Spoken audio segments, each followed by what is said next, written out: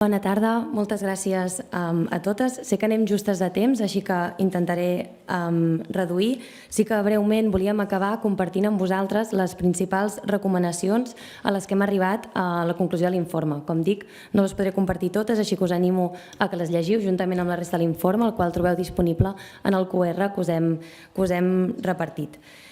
Sí que volíem posar èmfasi en que s'ha parlat aquí molt de les responsabilitats de les administracions, de les institucions, i que volíem recordar que és responsabilitat de totes les administracions a nivell local, a nivell regional, a nivell nacional, les que formen part de les estructures estatals, les que han d'assumir els compromisos internacionals que assumeixen com a estat. Per tant, és responsabilitat de totes aquestes administracions de vetllar per aquests compromisos. Per destacar algunes de les recomanacions més importants. Una moratòria sobre l'exportació i l'ús de tecnologies de vigilància. Volíem recordar que això ja ho va demanar el 2019 el reporter especial de la ONU sobre la promoció i protecció del dret a la llibertat d'opinió, David Kaye. Hi ha una necessitat urgent d'aturar aquest tipus d'activitats. Prohibició total de la vigilància massiva biomètrica, com ja han dit les altres panelistes, i també prohibició total de tecnologia provada en context de conflicte. Per aterrar-ho a nivell de Catalunya, estem veient de manera preocupant com en els últims mesos hi ha hagut fires que s'han celebrat a la Fira Barcelona, que és un consorci entre la Generalitat de Catalunya i l'Ajuntament de Barcelona, on hi ha hagut empreses militars israelianes internacionals on venen aquest tipus de tecnologia provada en combat, sovint israelianes, que això vol dir que proven en context de conflicte sobre el poble palestí i després ven aquesta tecnologia per reprimir arreu del món. La prohibició de l'ús de tecnologia d'alt risc per als drets fonamentals, el perfilatge automatitzat, el reconeixement d'emocions i categorització biomètrica en procediments que poden impactar greument a drets fonamentals, com poden ser en procediments d'asil, en context migratori o en investigacions policials. Com ja s'ha dit, òbviament, la prohibició total de l'ús de programari espia. Està clar que no hi ha les salvaguardes de drets humans adequades per tal que es pugui utilitzar aquest programari sobre cap tipus de context. I també programes d'I+D que siguin lliures de tecnologia intrusiva. Això significa que no es col·labori amb empreses vinculades a tecnologia de vigilància massiva ni tampoc militar. Altra vegada, per aterrar-ho a nivell català, estem parlant de, per exemple, programes com Eureka o el Centre de Telecomunicacions i Tecnologies de la Informació, CTTI, i LocalRed, que no hi hagi la participació d'aquest tipus d'empreses que generen aquesta tecnologia. En segon lloc, voldríem parlar de la transparència i la responsabilitat en la contractació i ús d'aquestes tecnologies de vigilància.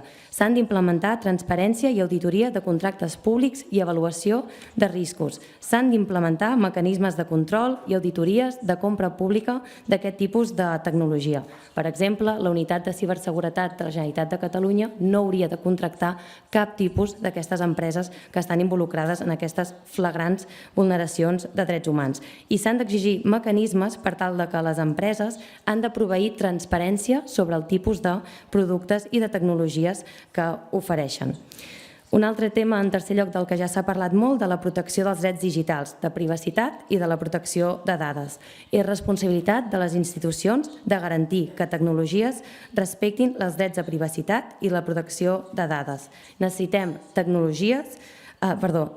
legislacions que regulin la privacitat electrònica i han d'incloure regulacions més estrictes per a la confidencialitat de comunicacions.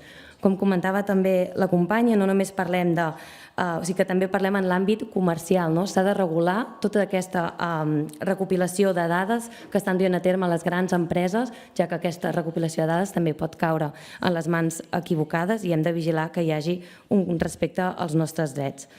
En quart lloc, volíem parlar de la rendició de comptes, de participació de la societat civil i accés a la justícia. La participació de la societat civil s'ha de donar de forma regular i significativa en totes les etapes del disseny d'aquestes tecnologies. Hem d'assegurar aquesta participació tant en el disseny, en l'ús, en la implementació, en el control i en els processos de contractació pública. I ocasions com avui són una bona oportunitat per mostrar la importància que la societat civil sigui aquí present. S'han d'assegurar mecanismes de rendició de comptes i de reparació, com ja s'ha comentat, i també per a les víctimes de violència massiva s'han de garantir garantir investigacions policials, judicials, ràpides, efectives i transparents. També necessitem que hi hagi més transparència, registres públics per saber on s'estan implementant aquest tipus de tecnologies. Voldríem parlar també de cooperació i harmonització internacional. Per exemple, en el cas de la Generalitat de Catalunya, quan s'activen mecanismes d'internacionalització, per exemple, a través d'Acció, que és l'Agència per a la Competitivitat de l'Empresa, que depèn de la Conselleria d'Empresa, en els clústers tecnològics, que són com aglutinaments entre institucions i empreses per tal de dur a terme projectes i investigacions, doncs també no comptar amb aquest tipus d'empreses que estem parlant que vulneren flagrantment els drets humans. En quant a la regulació i supervisió de les empreses que desenvolupen i incorporen i utilitzen aquest tipus de vigilància, hem d'assegurar la diligència deguda dels drets humans en totes les seves etapes i les empreses han de ser sotmeses a auditories anuals sobre el seu respecte pels drets humans. I en últim lloc, però no menys important, és imprescindible que les institucions ofereixin alternatives. Existeixen alternatives tecnològiques que són respectuoses amb els drets humans i és imprescindible que les institucions les promoguin. Avui és una oportunitat per aquesta participació de la societat civil en un espai tan important com aquest, però no pot ser l'únic. Necessitem espais de treball conjunts, necessitem que les veus d'expertes de la societat civil de tota la regió siguin tingudes en compte perquè, com hem vist, estem parlant d'un problema global, estem parlant de lògiques colonials on són empreses europees, israelianes i nord-americanes que desenvolupen aquesta tecnologia i que afecta de manera diferencial a persones com el poble saharaui o palestí que viuen sota ocupació o en altres llocs de la regió del Magreb i el Magreb i esperem que aquesta oportunitat sigui la primera de moltes on s'escolti i es tingui en compte la veu de la societat civil. Moltes gràcies.